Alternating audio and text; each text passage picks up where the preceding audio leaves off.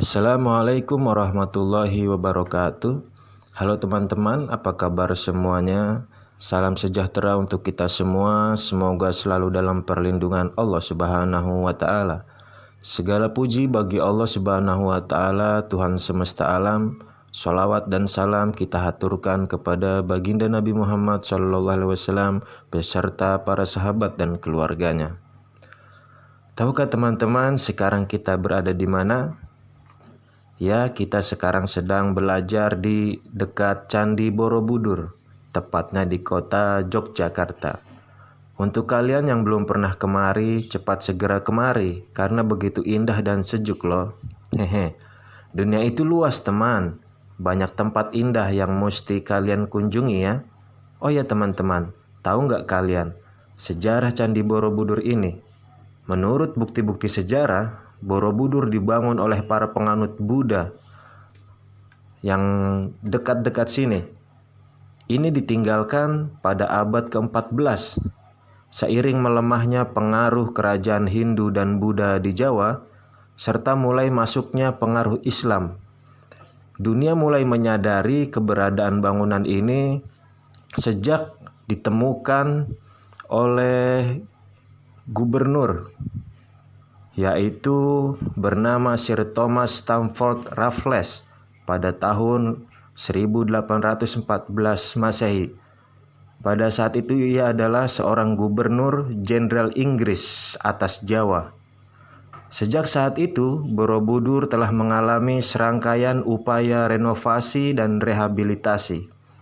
Proyek rehabilitasi terbesar ini digelar pada kurun waktu 7 tahun, dari tahun 1975 hingga 1982 Masehi, atas upaya pemerintah Republik Indonesia dan UNESCO. Kemudian situs bersejarah ini masuk dalam daftar situs warisan dunia.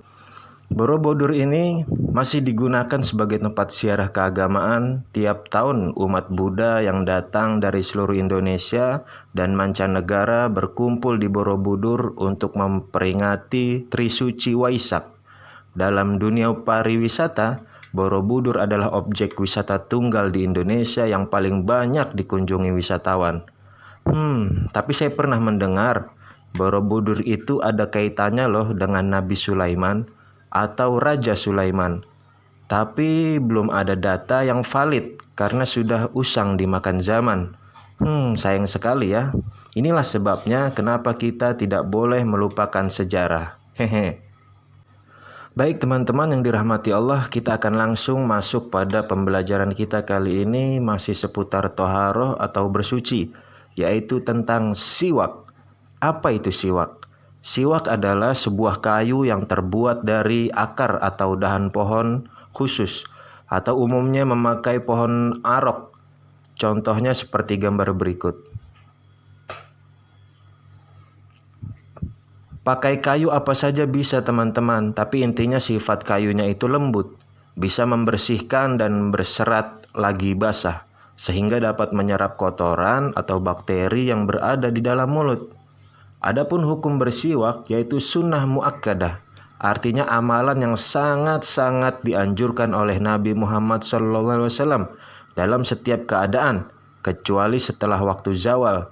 Bagi orang-orang yang puasa, maka hukumnya berubah menjadi makruh. Dan paling afdol bersiwak ketika dalam 3 keadaan, yaitu 1. Ketika bau mulut berubah, 2. Ketika hendak mau sholat, 3. Ketika bangun tidur. Kemudian teman-teman, apa sih faedah atau manfaat dari siwak? Di antaranya berdasarkan riwayat hadis. Yang pertama, mendapat ridho Allah. As-siwak mutahhiratun lil fami wa mardatun lirrabb. Siwak merupakan kebersihan bagi mulut dan keridhaan bagi Allah Subhanahu wa taala. Hadis riwayat Ahmad. 2. Disenangi malaikat. Dari Ali bin Abi Thalib, Rasulullah bersabda, sesungguhnya seorang hamba bila bersiwak lalu berdiri mengerjakan sholat, maka berdirilah seorang malaikat di belakangnya, lalu mendengarkan bacaannya dengan seksama. Kemudian dia mendekatinya, atau dia mengucapkan kalimat seperti itu, hingga malaikat itu meletakkan mulutnya di atas mulut orang yang membaca Al-Quran. Maka tidaklah keluar dari mulutnya bacaan Al-Quran itu, melainkan langsung ke perut malaikat.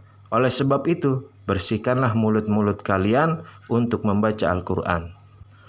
3. Disenangi Nabi SAW karena sunnahnya. Laula an asyukko ala ummati la amartuhum bisiwak fi kulli sholah au fi riwayah fil wudu. Kalau bukan karena akan memberatkan umatku, maka akan kuperintahkan mereka untuk bersiwak setiap akan wudu, atau dalam riwayat lain ketika waktu mau sholat. Riwayat lain, aku bertanya kepada Aisyah apa yang dilakukan pertama kali oleh Rasulullah jika dia memasuki rumahnya. Beliau menjawab, bersiwak. Hadis riwayat Muslim. 4. Dengan siwak, sholatnya lebih afdol daripada yang tidak bersiwak. As-sholatu afdol min sab'ina sholatan bighairi siwak. Sholat dengan bersiwak lebih afdol daripada sholat 70 kali tanpa memakai siwak. 5. Menguatkan gusi. 6. Menghilangkan lendir dan bau mulut. 7. Menyegarkan nafas. 8. Menguatkan pandangan. 9. Memutihkan gigi. Sebagaimana ini termaktub dalam doa bersiwak. Allahumma bayyit bihi asnani wa syudda bihi lathati wa sabit bihi lahati wa barik li fihi ya arhamar rahimin. Ya Allah, semoga Engkau putihkan gigiku, kokohkan gusi-gusiku, kuatkan katup nafasku, berikanlah aku keberkahan, wahai yang maha pengasih lagi maha penyayang. Kemudian teman-teman, apa sih bedanya dengan sikat gigi? Sebenarnya sama saja, hanya saja lebih afdol atau lebih utama dengan siwak daripada sikat gigi. Karena kan tidak mungkin mau sholat kita bawa-bawa sikat gigi. Hehe. Baik teman-teman yang dirahmati Allah, saya kira cukup pembahasan kita kali ini. Semoga bermanfaat dan bisa diamalkan. Oke, pantengin terus video channel YouTube ini untuk pembahasan yang menarik berikutnya. Jika ada pertanyaan-pertanyaan, silahkan tinggalkan komentar kalian di bawah ya. Kurang lebihnya saya ucapkan terima kasih. Wassalamualaikum warahmatullahi wabarakatuh.